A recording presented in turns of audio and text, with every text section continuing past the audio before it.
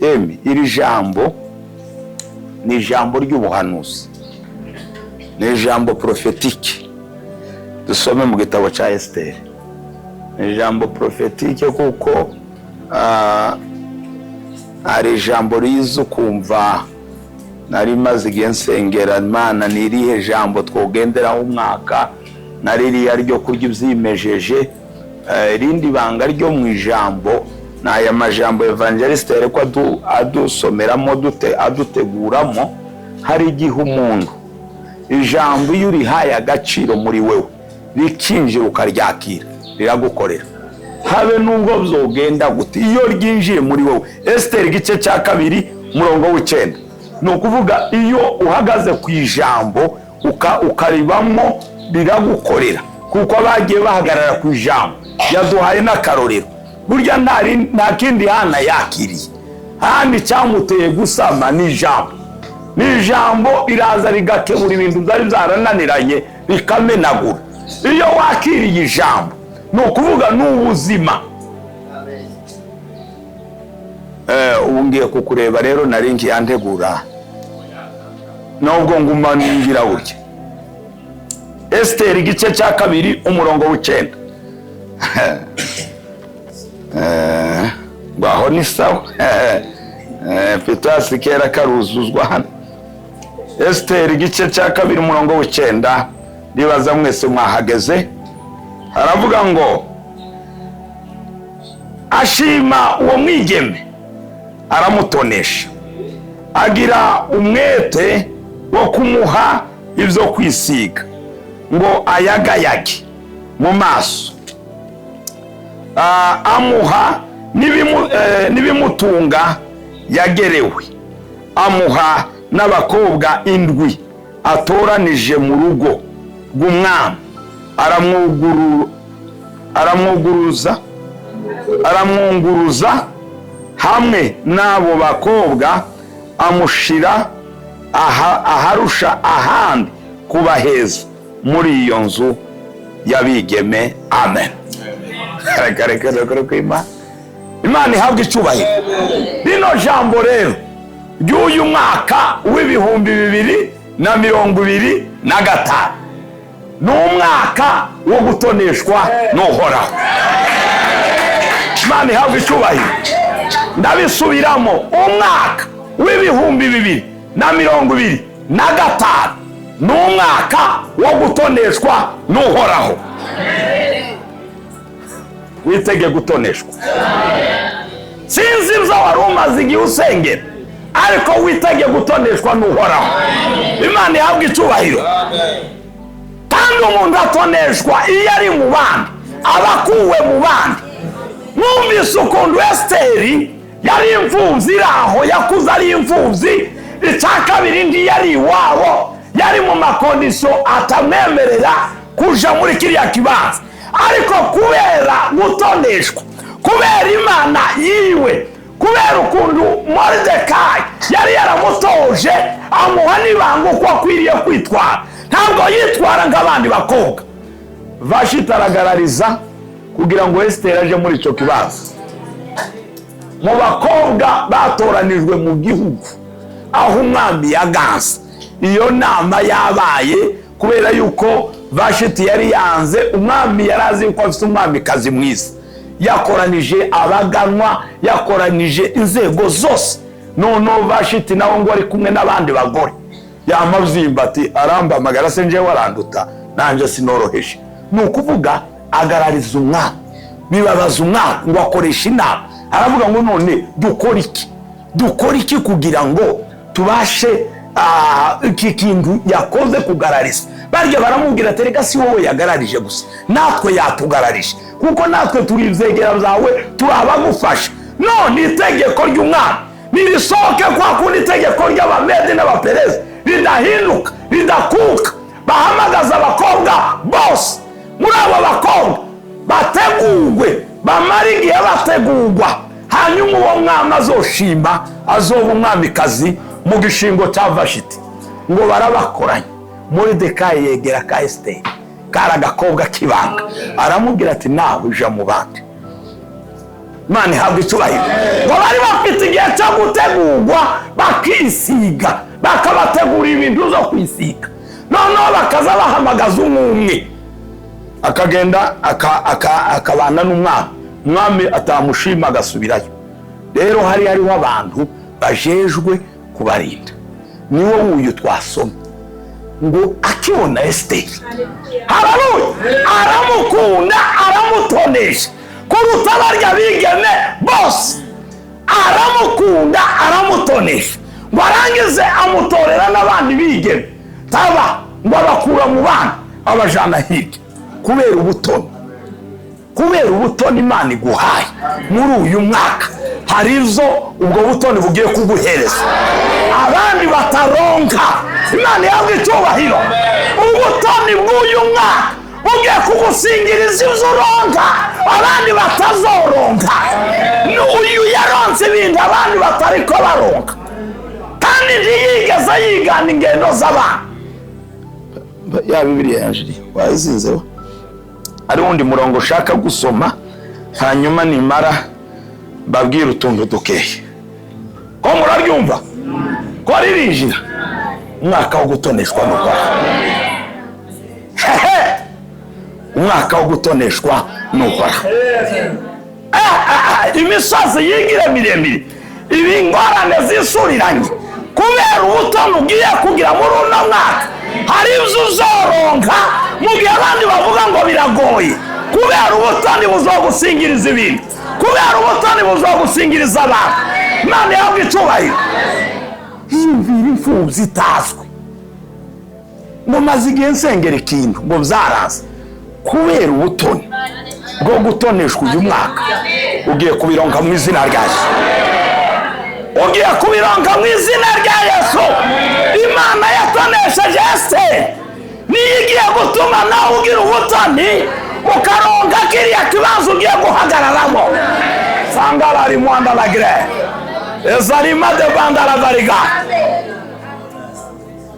Kubera ubutoni bugiye gutuma uhagarara ahantu utigeze uhagarara. Uyu mwaka hari ahantu uzahagarara kubera gutoneshwa n'Uhoraho.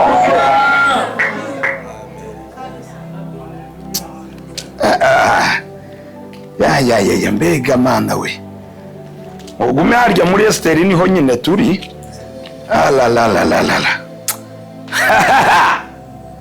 Imana ihabwa icyubahiro. Ko murumva Imana, ko murumva Imana. Umva ngubwire, hari abantu bavuga ngo ni muri rusange. Ibya rusange mubikureho. Uyu mwaka ni umwaka wo gutoneshwa n'Uhoraho, kandi utoneshwa muri benshi, utoneshwa mu isinzi ry'abantu. Ngo ni ukubera iki? Ngo ni ukubera iki bamutoye mu bana? Ni ukubera gutoneshwa. Ni ukubera Uhoraho yagutonesheje. Imana yahabwa icyubahiro. Ubutoni Imana ikwambitse bugiye kugusingiriza ibyo utoronse biciye mu mategeko y'abantu, ariko kubera ubutoni uzobiguha. Ndasubiramo wa murongo nimara simbire ku murongo wa 15, wa murongo w'9 havuze ngo ashima uwo mwigeme. Uyu Hegayi niwe wari ucunze inkone z'umwami. Yari acunze ababigeme ari, kandi umuntu wagaze ucunga abigeme yaba ari inkone. None bakamubwira ubacunge, wowe gusa devoir yawe ni ukubaha ibyo kwisiga. Amaze ngo bakisiga, ngo murisiga mwebwe. Umva yaragenewe ibintu zo kwisiga. Hariho abagore bisiga ukazutinya kubaramutsa. Ibyo tuzatubibona. Urumva ugiye no kumuramutsa ugasanga bijya yisize bimwe nawe urabyisize. Ni ukuvuga kw'Imana. None iyumvire rero, ibyo nibyo muba mwiguriye. Ibo bariko bisiga ibyo bateguriwe. Umwami yavuze ngo babasige babazanira amaparfe atandukanye. Uyu munsi nibamutereye, ejo bamupompa yindi aguma motenese. Ibyo kwisiga n'ibyo gufungura ngo ndibafungura ibyo ari byo byose. Ariko muri babakobwa uyu nawe bafe kureba ka Esiteri, gakobwa kibanga, gakobwa kari karamenyereye gusenga mu ibanga, Imana ihabwe icyubahiro. Agakobwa katagenda nk'abandi bakobwa. Hari abantu bakubwira ngo we ngo wigira iki, uzi ubabwira ati njyewe ndudasanzwe, wowe uzi uzatura none we ndi umukobwa cyo kimwe n'abandi, uzi ubabwira ngo simeze nk'abandi, mfite ibanga ngenda. Aravuga ngo ashima uwo mwigeme. Ni turacyari ku 9. Ashima nde? Mwebwe izanyu siko zazivuga. Iyi ngo ndasoma ni Bibiliya nshasha. Igihe ya kera nayo ivuga gushima. Yavuze nayo gutoneshwa. Sinzi ufite none indi miga ziratandukanye.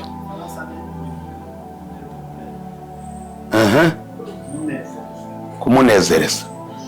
Gutoneshwa naho umanutse aho munsi waramutonesha. Mu Gifaransa yavuze gute? Hari zimwe zivuga grâce, hari izindi zivuga faveur. Ubuntu. Urumva amugirira ubuntu. Hari izindi zivuga faveur. Urumva murazi ko indimi ziratandukanye. Mu Giswahili sinzi uko bivuga. Ni ukuvuga rero kubera kwa kundi. Ariko yemwe mutenye Imana. No nagakobwa k'imfusi. Icyo ndi mukibagirwa. Nagakobwa k'imfusi katazwi.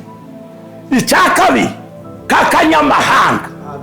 Si wabo ngo hariho ijambo Moridekayi yamubwiye ngo ndiwirahire utishe ubwoko bwawe. Nibaza bakakubaza iryo banga uryumvire ko. Ariko natangaye mubandanyije musoma ngo yageze aje kwindirisha Moridekayi kugira ngo yumve ukunduka Esiteri kamerewe. Ariko yarazi impanuro yari yaramuhaye, yarazi ukundu yari yaramubwiye akwiriye kwitwara. Aramubwira ngo ntugapime, hari igihe bugaragaza kubaza ngo ariko uyu rero ngo yamamukunda, ngo aramutonesha, agira umwete wo kumuha izo kwisiga, agira umwete kubera ubutoni. Imana ihabwe icyubahiro. Kubera gutoneshwa n'Uhoraho, hari abagiye bagiye kugira umwete wo kukuzanira izo ukeneye. Haleluya! Kubera umwete wo gutoneshwa n'Uhoraho, hari ibintu bigiye kukugana ngo agumamuzanira ibintu zo kwisiga, kuko yabona ati uyu mwigeme byanga byakunda ategerezwa kuba umwamikazi, kandi nawe ndi yaramuzi. Ubutone ni bw'isi. Mbwirira mwicaranye ngo uyu mwaka ndakwifurije gutoneshwa n'Uhoraho. Ubu mwambaro wawe, ubu impuzu yawe. Hari amajambo menshi evangeliste yavuze hariya nariko mvuga atariko ntagira riseruke ukweli. Kuko yari kwagarukira ku nkengera. Ku nkengera yaryo ngiyo yabandanya gato. Kera yari yaritubutsemo. Ni ukuvuga rero bene data, burya mbabwire ijambo riza ryambara umubiri. Kurya musanga no mu Kirundi ijambo barariha agaciro. Ijambo barariha agaciro. Nta rubanza rubaho rutagira ijambo. Nicyo gituma uzoreba abantu bakera iyo bagiye mu rubanza bakabona nta jambo, bavuga ati se ko turanywera kuki. Ariko rero n'abarya banywa inzoga nyinshi baba barindiriye ijambo ryamara kuvuga bakabona rero kuzicarira, kuko urubanza rwose rugira ijambo. Natwe nicyo gituma ijambo turiha agaciro. Ijambo turariha agaciro. Ngo aramuzanira izo kwisiga byose. Imana ihabwe icyubahiro. Aramuzanira, mubwira uwo mwicaranye ngo kubera gutoneshwa n'Uhoraho biryo ukeneye zose bagiye kubikuzanira.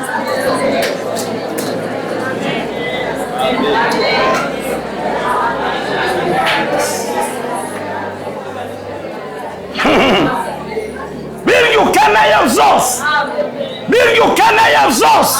Hari umuntu avuga ngo izo nkeneye ngo abantu ntibabizi. Imana irabizi.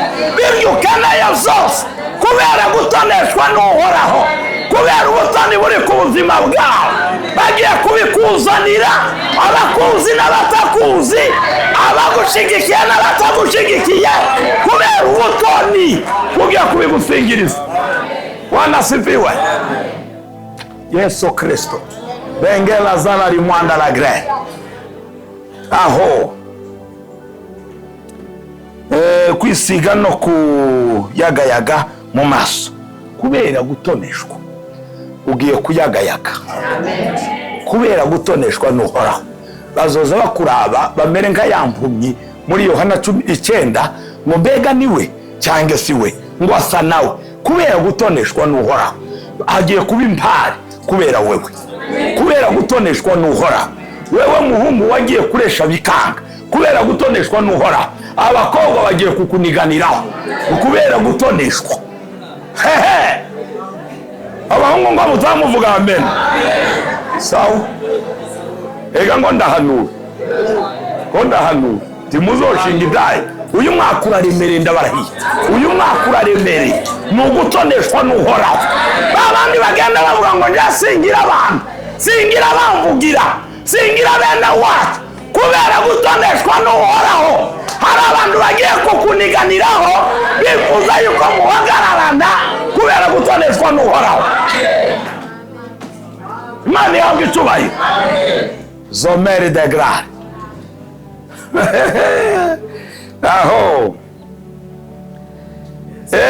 nibimutunga yagerewe. Babandi rero bavuga ngo njyewe wasingira akazi kubera gutoneshwa n'Uhoraho, kubera gutoneshwa n'Uhoraho. Iwawe ibintu bigiye kuzura.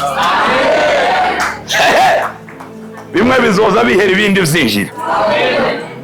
Les hommes de grâce. Bimwe bihera ibindi byinjira. Niko bigiye kumera. Erega abantu bariko babizanira mu USR batazi yava, ariko kubera gutoneshwa. Amuha abakobwa indwi bamucungere amayisikoti yiwe. Este dore ngo ubukobwa twaguhaye, ariko abandi ndabo baronse abakobwa indwi bo kukugendanira. Imana ihabwe icyubahiro. Bisobanura sekirite y'Imana. Imana ihabwe icyubahiro. Kubera gutoneshwa uzoza ugenda wumva ufite sekirite impande zose.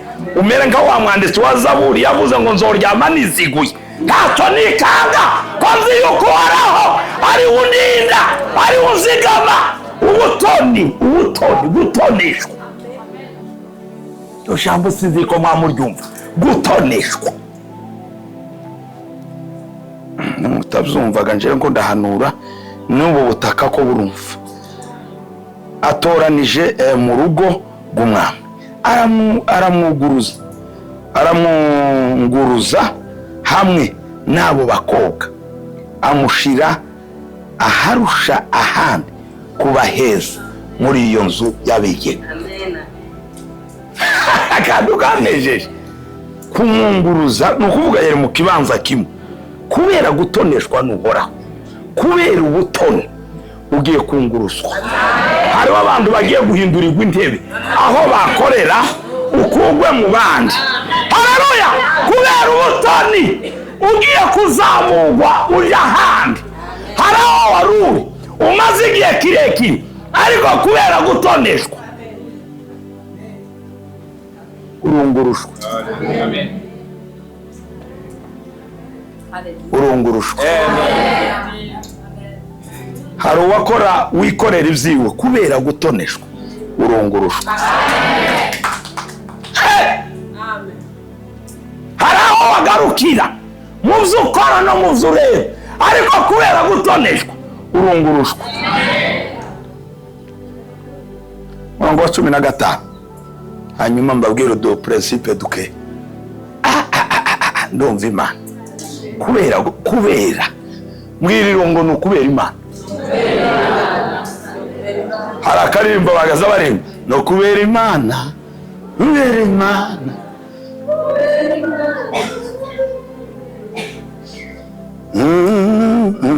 Kubera Imana, nukubera Imana. Niko bigiye kugenda. Ndabarahiye kuri kw'Imana uyu mwaka hano muri Karumeli mugiye kubona ibintu bihinduka kubera gutoneshwa. Kubera gutoneshwa. 15. Nuko igihe cyose kirashika cyo kujanwa ku mwami. Kubera gutoneshwa igihe kirashika. Nyeganyeza uwo muri kumwe ngo igihe cyashitse, kubera gutoneshwa cyashitse. Si igihe turindiriye, igihe cyashitse, kubera gutoneshwa igihe cyashitse. La fin. Hano hariho abantu bagiye kuronga ubuzi bo mu maonije akomeye. Bari muri kino kibanza bagiye gusinya amakontra maonije akomeye international, bagiye gusinya ayo makontra. Uyu mwaka wo gutoneshwa n'Uhoraho, izo muzitege mu izina rya Yesu. Aho muzoza mutwara za bijipe mugenda mukata,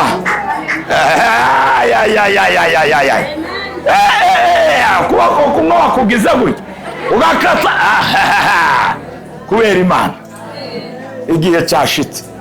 Mbiriro mwicaranya ngo igihe cyashitse. Subira umumbwira ngo igihe cyashitse. Igihe cyashitse. Igihe cyashitse cyo kujanwa ku mwami. Esiteri yari mwene Abiyayiri, se wabo wa Moridekayi. Moridekayi umwe nyine yamurera ku mwana wiwe. Icyo gihe gishitse cyo kujanwa ku mwami, tiyagira icyo yaka atari izo Hegayi, inkone y'umwami, yarinda abigeme yamugereye.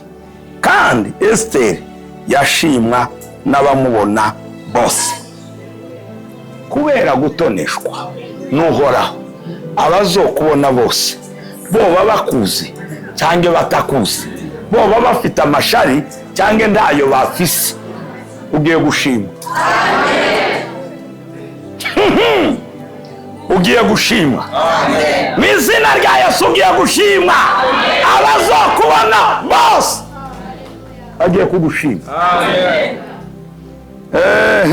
Murongo wa 17, nuko umwami agomwa Esiteri.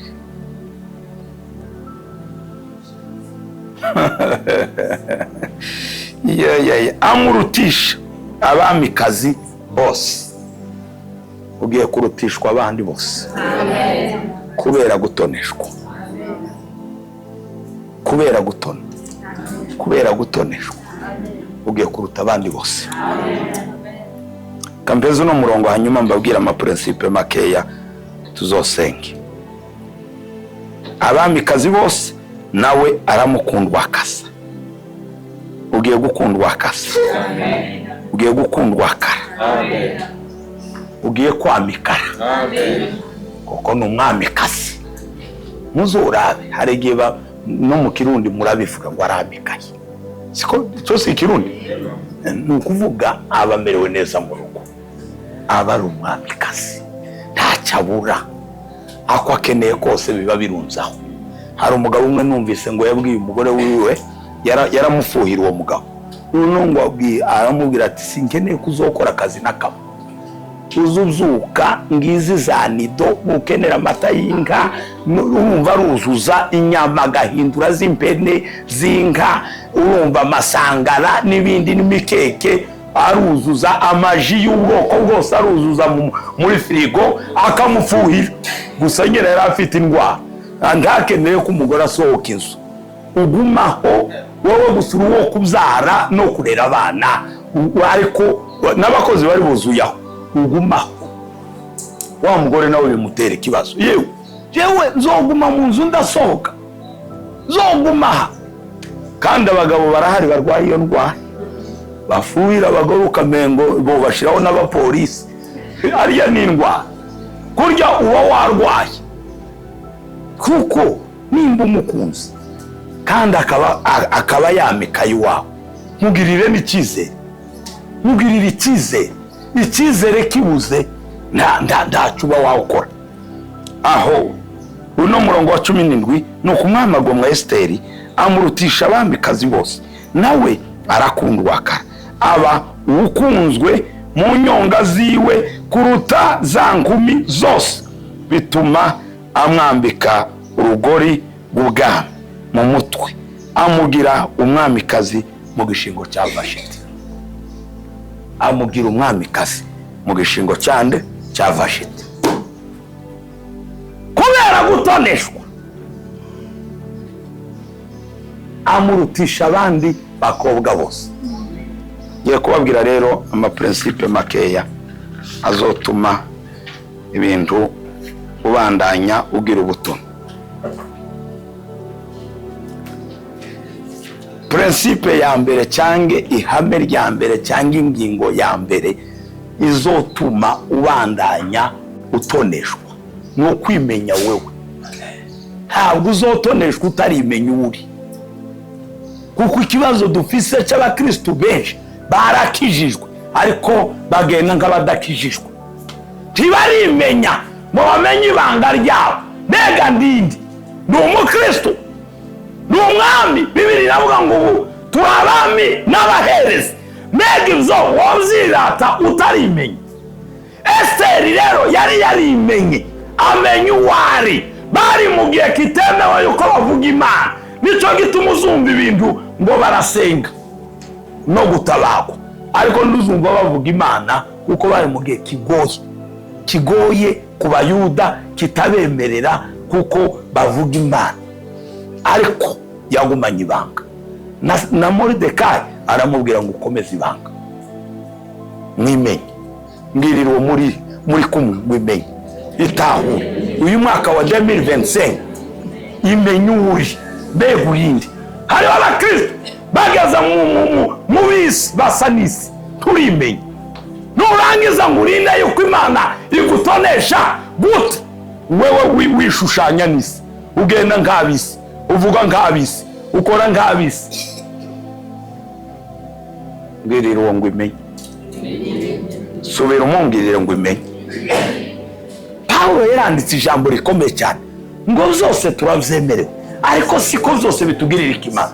Mwaba Kristo uko imyaka igenda n'ibihe uko bigenda, mureke twimenye, mureke twimenye icyo twagize.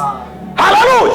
Hariho ikintu gikomeye twagize, kwitwa abana b'isumba zose, kwitwa abaraganwa na Kristo, kwitwa abana b'Imana. Hariho ijambo rizarindangaza ari muri Yohana igice cya 12 ngo icyakora bamwakiriye bose bakizera izina ry'iwe ngo yabahaye ububasha. Kubera ko atavuze ngo babaye abana b'Imana, yashizeho ububasha butugira. Hariho ububasha bwakugize icyo uyu munsi. Mwiriwe ngo hariho ububasha bwakugize icyo uno munsi. Ushobora kuba udafite amafaranga, ariko icyo wagizwe kirakomeye. Icyo nicyo kizoguhesha amafaranga, icyo nicyo kizoguhesha abantu. Icya kabiri, muragetahuye, subira umumbwire ngo imenye. Icya kabiri ni ukugendana ibanga ry'icuri. Umuririmbyi wa kantike y'108 ndamukunda cyane, yaravuze ngo njyewe ndi umukristo kandi nzokwama ndiwe. Mwene majambo nzogendera ibanga ry'ubukristo, sinzogenda nk'uko isi igenda, sinzogenda nk'abisi, nzogenda nk'umukristo.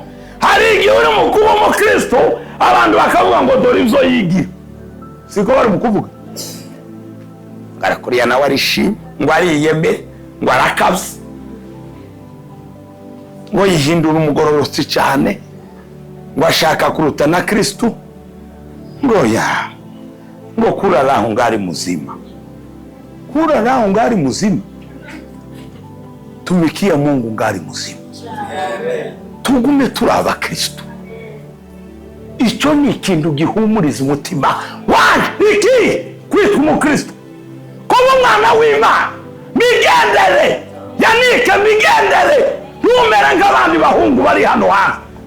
Ntiwaciye mu rumogi, ntiwabonye uko rumeze, numara utangure witwara nk'ababandi. Oya, warahindutse. Itware nk'umwana w'Imana, itware nk'umukristo.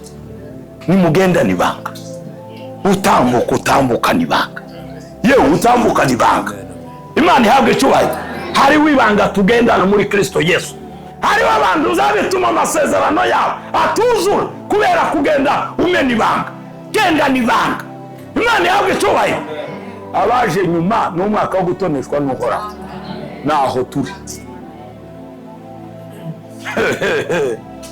Naho turi. Mugenda n'ibanga. Subira umundebere mu maso neza. Genda n'ibanga.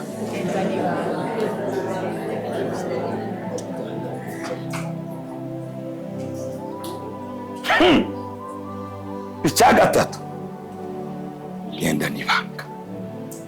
Icya gatatu ni ukutishushanya n'abandi bose. Twabisoma, Esiteri yari afite ibanga, ntashake kwishushanya n'abandi bakobwa. Turi mu gushaka kwishushanya n'abandi. None ngire ngo si umugore nk'abandi, mubwire ngo nje ndi umugore udasanzwe. Imana yawe icyubahiro. Si imeze nk'abandi bagore. Hariho abagore batagira imitima. None abagore bari mu gusambura ingo hari umutima bafite. Wowe uzara abana ukabata ngo ndi mwahuje n'umugabo, uko hari umutima ufite.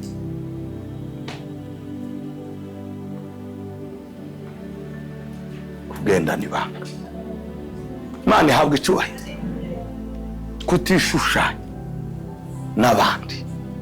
Pawulo yarandikiye Abaroma 12 umurongo wa 2 ngo ntimwishushanye. Bibiliya ziravuga ubutandukanye. Zimwe ziravuga ntimwishushanye n'ivy'iki gihe, ibindi ntimwishushanye n'ab'iki gihe. Ni ukuvuga rero muri ico gihe byose hariho ibintu, hariho abantu. Ntimwishushanye. Wowe umenye yuko utameze nk'abandi. Ntiwishushanye n'abandi bahungu. Bari mu kugenda baciye ipantaro hano. Ntiwishushanye. Tushake gusa nawe. Ugenda n'ibanga. Imana ihabwa icyubahiro. Ntiwishushanye. Mumbwirire ngo ntiwishushanye kugira ngo utoneshwe n'Uhoraho. Ntiwishushanye. Yemwe Daniyeli ntiyishushanye. Basaduraka ntibishushanye. Bari mu makondisiyo agoye ariko bakomeje ibanga ryabo. Aranababwira Daniyeli ngo mubimenye. N'igihe bashatse kuvuga ngo babajane mu kivunga ngo baje kubica, kuko abapfumu n'abakonikoni ngo bari bananiwe gusobanurira umwami. Wa muntu arababwira ati basha mwese. Babandi baravuga ati tugapfa twenyine, muhamagare na ba Daniyeli baze dupane gabyanze. Daniyeli ngo arababwira ngo nimumpe umunsi umwe. Jewe ndajana na ziriya ndakebwa. Nimumpe umunsi umwe jewe. Kubera kwimenya, kubera kwitahura, kubera kugendana n'Imana. Nubwo bari mu bihe bigoye, nahamagara abagenzi biwe Saduraka na Meshaki na Abedenego ngo babaze Imana bukeye. Imana iravuga. Mwiriwe ngo iravuga. Haleluya! Imana iravuga. Zose ni ukubera Imana. Kubera Imana no kwimana. Kubera Imana no kubera Imana. Taki ari imbaraga mufite ni ukubera Imana. N'abisiga utuvuta tugafata ni ukubera Imana. Ndabarahi yo bakura amaboko wowe kwisiga ukazusa n'uwisize igitaka. Izo ngo ndabibabwira ukuri. Amavuta igituma afata ku mubiri wawe ni ukubera Imana. Ni ukubera ikiganza cyiza cy'Imana. Ni ukubera gutoneshwa n'Imana. Nubwo tokwisiga amavuta ubwo umuyagayaga bakakubaza amavuta ngasaba mu Bufaransa. Abagore bambwiye ngo niyo haba amavuta ngo meza cyane. Sinzi nimba ariko kuri. Niko kuri ngo mu Bufaransa. Ariko nubwo kwisiga arazimbye nyine. Ikambiri wayisize watoneshejwe urayagayaga. Timwishushanye. Mwabakarumere timwishushanye. Ndimwishushanye n'abakinogiye basaze. No mwaka wo gutoneshwa n'Uhoraho. Mwirinde kwishushanya. Menedo mwirinde. Nyaganyereza uri iruhande yawe. Timwirinde kwishushanya. Umva mbabazi ikibazo. Aze muri mu kugendana n'abantu batagira umutima, mwabuza abo umutima.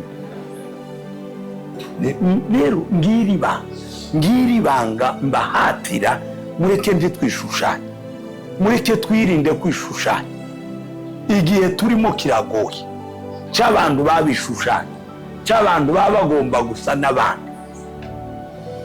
Umuntu arimo kugira akageso kamunanira akizirikira ku wundi. Muzi ko ingeso mbi igenda yandukira. Baza baca no mugani mu Kirundi ngo ufata imbene mbi cyangwa ifite ingeso yo kona ukayizirikira ku yindi nayo ikiyanduza. Niko bimeze, niko bimeze. Muzobipime. Jewe naragiye n'inka, iyo ubona inka igenda yona ukayishiraho iyindi n'iyindi bayandukira. Mureke tumenyere ino banga, tureke gusa n'abiki gihe, tureke kuvuga kabiki gihe, tureke kugenda kabiki gihe, tureke kwitwara kabiki gihe. Bafite uko bavuga, bafite uko bavuga ipita turi mu kubabona. Wanezerwa ngo yakabishe, wasenga ngo karagira ngo aramanura Imana, iramanuka kabindi yamanutse. Urumva wakorera Imana mu gutanga ngo yasaze ngo ahubwo ibintu byose yabimaze. Nibyawe niby'Imana, uratahura yuko wabihawe n'Imana, kuguma uyishimira uyiha nibyo. Waneze ngo yataye urugo, waje kureba imuhira ugasanga urugo nirwo rwubatswe neza kuruta izindi. Twirinde kwishushanya, twirinde kwishushanya. Ingo nyinshi ko zirasambuka, abantu benshi ko barata umurongo. Icyakane, usenga Imana mwihereranye nayo. Aba basenze mu ibanga. Umuntu wontiza agapapiye mushwara nasanze nibagiwe yanje.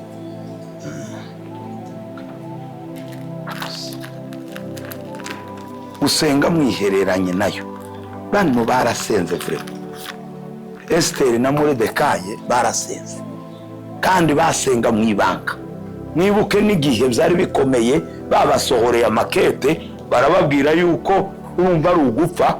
Moridekayi yatumye kuri inde none ngo yambaye amagunira, none ngo yambare Esther amakuru amugeraho, arababara ngo murungikira n'impuzu, ngo aramubwira ngo kubera iki wakora ibyo.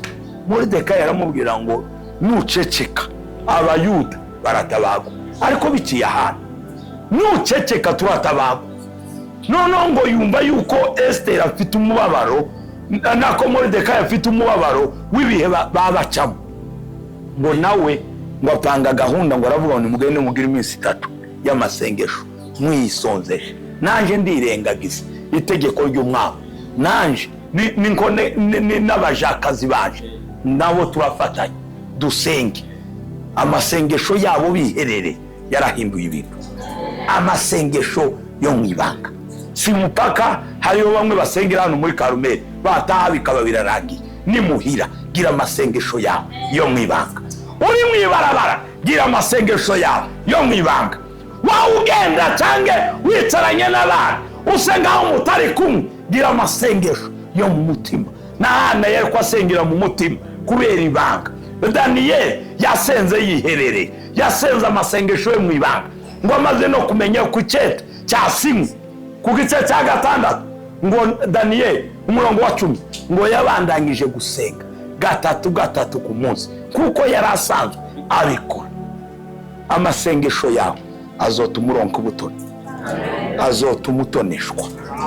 Mbwiriro ngo biragusaba gusenge, biransaba gusenga. Ko ndababwira nanje nibwira biransaba gusenga, ataraya hano gusa, atarayo muri eglise gusa, biransaba gusenga. Amasengesho twihereranye n'Imana. Haleluya! Twihereranye n'Imana. Genda usenge, wongera usenge, tandukanye gusenga kwawe kuko ariho nzagukiriza.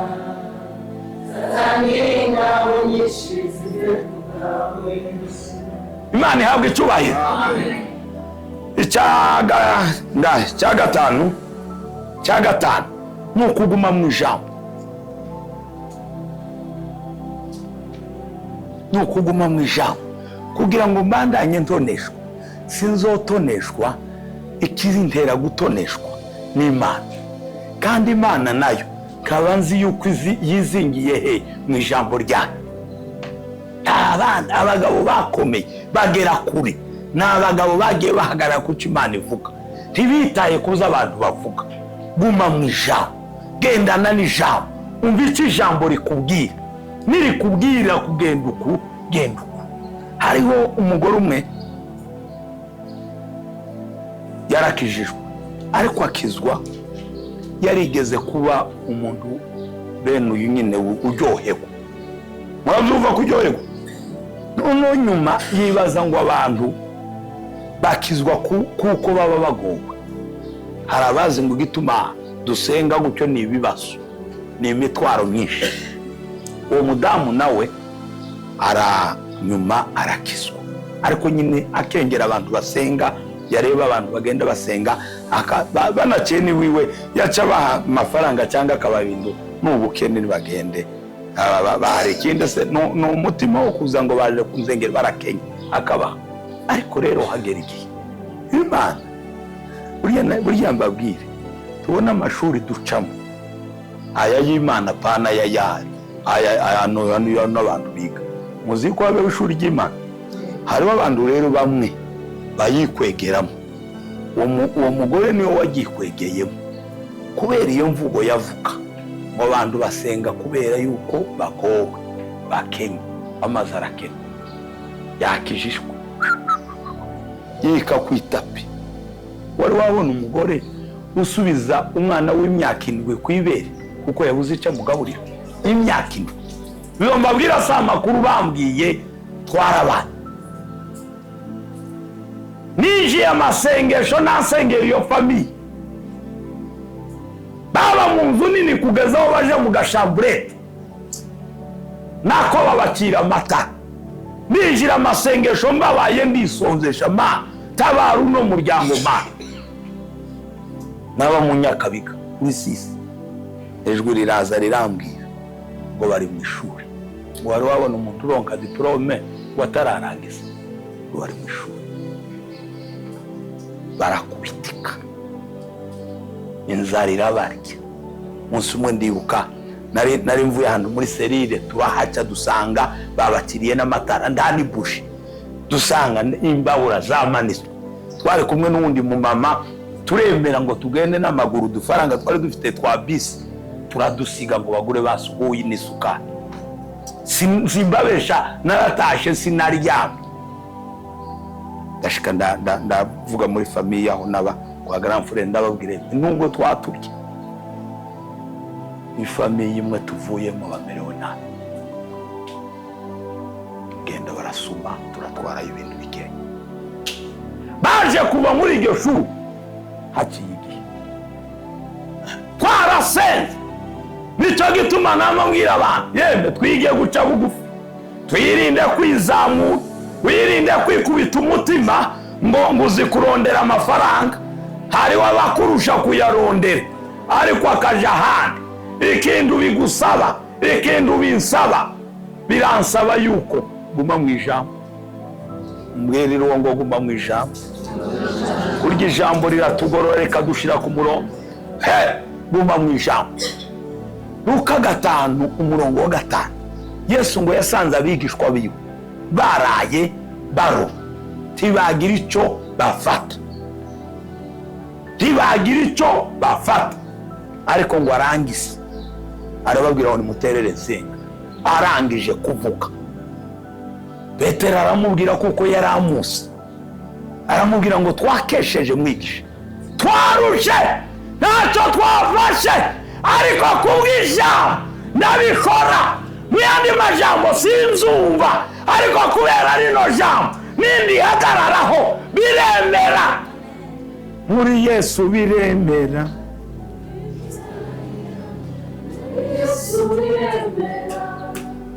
biremera, muri Yesu biremera, biremera, muri Yesu biremera. Kandi hari ibanga izagoranye, nubishira mu ijambo uzobihondera mu ijambo. Haleluya! Nuguma mu ijambo uzobikubitira mu ijambo. Nta handi ibibazo bitinya ijambo. Yadusomeye hariya muri Yesaya Evangelist, kurya ijambo y'Imana bimeze. Arigereranya n'imvura, aravuga ngo imvura nayo iyishe ndiyo usubirayo.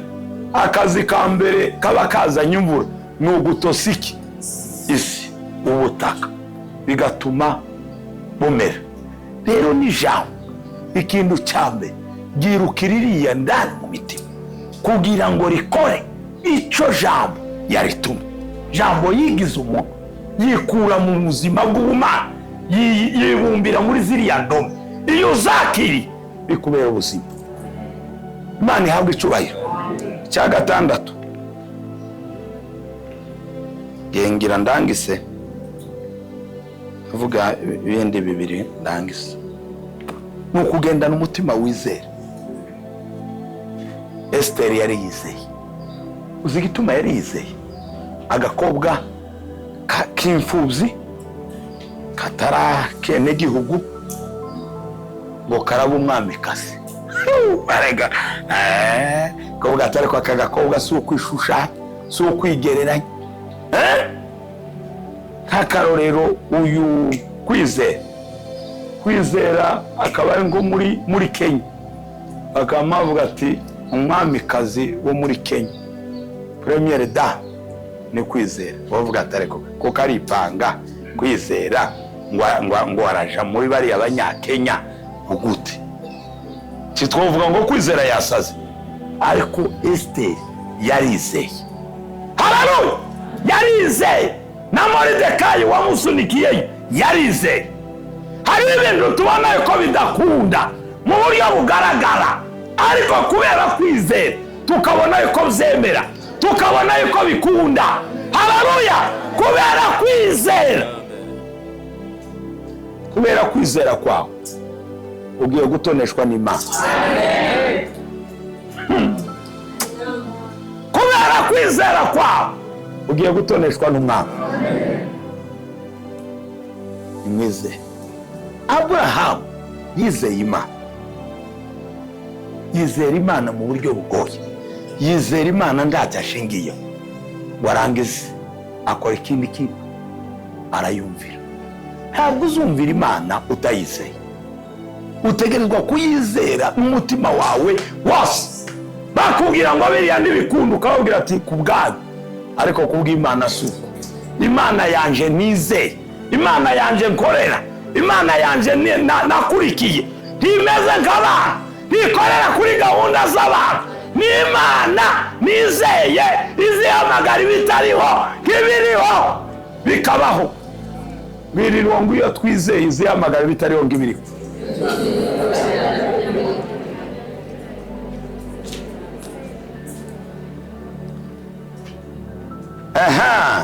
Kuko n'Abaheburayo 11 umurongo mengo n'umunani ngo nuko Aburahamu yizera Imana ngo agenda ngo ayobowe no kwizera, atayobowe n'ibigaragarira amaso yiwe. Yagiye aho ku murongo wa 11 ukavuga ngo kwizera ngo niko kwashoboje Sara gusama, ngo nubwo yari yaragize gute, yari yaraciye. Kwizera ni ikintu gikomeye. Kwizera kuguhesha ibyo abandi batabaronka. Kubera ubutoni, kubera uno mwaka wo gutoneshwa, ni ukwizera kwawe bigiye kuguhagarika ahandi hantu. So tuvuze ni cyakanga cya gatandatu. Cindwi ni ukunyugwa n'ibyo ufise cyangwa kubumbwa n'ibyo ufise. Esiteri yarabumbwe nuko ameze. Tiyaririye ngo bamuzanire abandi bakobwa ngo bariko bisiga byinshi. Iwe yanyugwa n'ibyo bamuhaye, ariko hari abandi baguma basaba zana nibi, ariko kakanyugwa nuko kameze. Paulo yandikira Timoteyo ku gice cya 6 umurongo wa 6. Somere ntiyagira unsomere uwo murongo, unsomere Cete cya mbere cya Timoteyo 6:6. Shaka ndaca mperezaho kugira ngo dusenge Imana.